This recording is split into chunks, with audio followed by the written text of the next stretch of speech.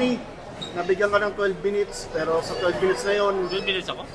12 minutes ang nakasulat. Tama ba? Mga ganun. Hindi ko alam eh.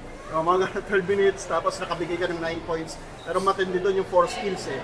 Ano yung mentality mo lagi kapag pinapasok ka ni Coach Tim Cole? Buhard lang. Buhard. Wala sasayangin ng minuto. Ganun. Sa pag pinasok, quality lang, wala sasayangin ng minuto.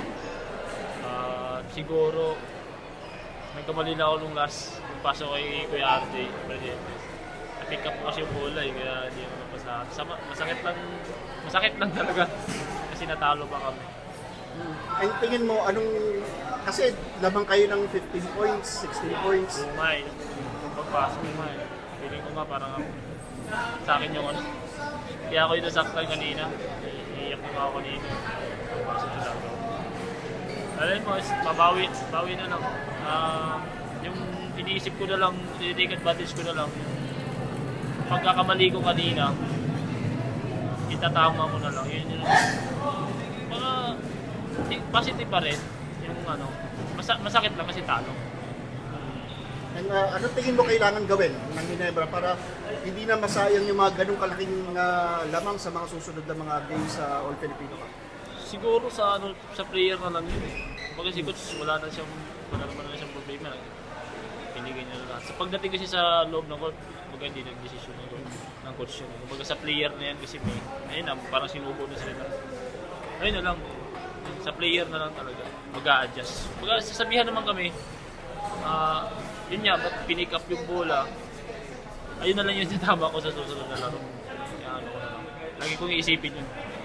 And actually, yung mga fans ng Ginebra fans, despite yung mga yan, may mga talo tayo, nagugustuhan ng mga Ginebra fans yung style ng laro mo, yung pagkahasal mo sa loob ng court. Ano masasabi mo na na-appreciate ng Ginebra fans yung efforts mo sa court? Nagpapasalamat ako kasi sa kabila ng lahat ng paghihirap ko sa loob ng court, sinusuportahan nila ako. Thankful talaga ako sa kanila. Siyempre, mas gumagaan pa yung pakiramdam ko pag nakikita ko sa mga Facebook na mga parang sumusuporta talaga sila sa akin, lalo sa akin. Parang naiinganyo ako bumangon sa umaga, gano'n. Lalo na pag nasa loob ng court, buhard na talaga, gano'n naisip. Kasi siyempre, yun o, mga tao sumusuporta sa akin. Parang ayaw ko biguin. And nakikita mo ba yung mga nickname na binibigay sa'yo? Meron. Man of Steel mo. Steel of the Drop. Tingnan na natin yung ano. Ano masasabi mo sa mga nicknames?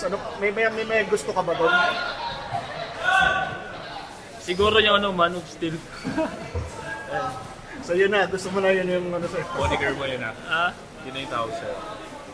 Hindi ko alam sa kanila kung ano yung tatawag yun. Basta kung ano yung tatawag yun okay lang. No problem.